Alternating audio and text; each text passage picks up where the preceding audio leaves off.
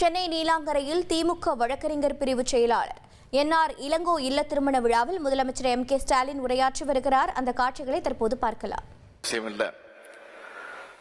அதுக்காகத்தான் நம்முடைய அருமை சகோதரர் ராகுல் காந்தி அவர்கள் ஒரு நடைபயணத்தை இன்றைக்கு அவர் மேற்கொண்டிருக்கிறார். மக்களிடத்தில் விழிப்புணர்வை ஏற்படுத்த வேண்டிய சூழல் இன்றைக்கு ஏற்பட்டிருக்கு.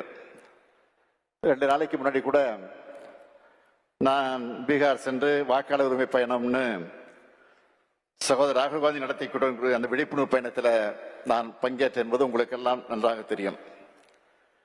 இந்த நிலை தமிழ்நாட்டில் ஏற்பட்டு விடக்கூடாது என்பதற்காக இப்போதே நம்முடைய விழிப்புணர்வை பெற்று நாம் அதற்காக தயாராக வேண்டும் என்பதற்காகத்தான் அதை தடுத்து நிறுத்துவதற்கான அத்தனை முயற்சிகளில் ஈடுபட்டிருப்பவர் தான் நம்முடைய என்ஆர் இளங்கோ அவர்கள்.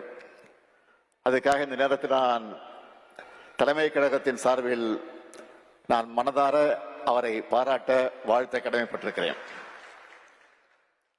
நம்முடைய உரிமை சார்ந்த பிரச்சனை தொடர்பான கருத்தரங்கங்களை கூட அதில் நீதியரசர்கள் எல்லாம் பங்கேற்க வச்சு பல ஆண்டோர்களை சான்றோர்களை எல்லாம் அதில் பங்கேற்க வைத்து அதை நடத்தி கொண்டிருக்கிறார்.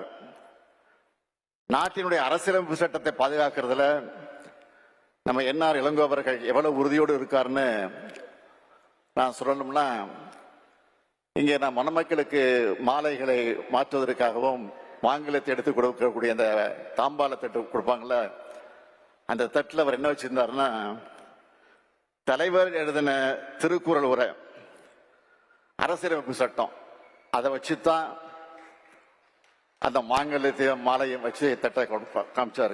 அதில் தான் எடுத்து கொடுத்தேன்.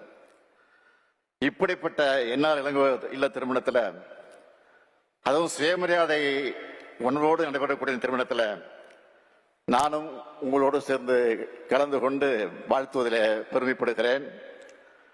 நாளைய தினம் நான் ஜெர்மனி, இங்கிலாந்து ஆகிய நாடுகளுக்கு ஒரு கால பயணமாக நான் மேற்கொள்ளவிருக்கிறேன்.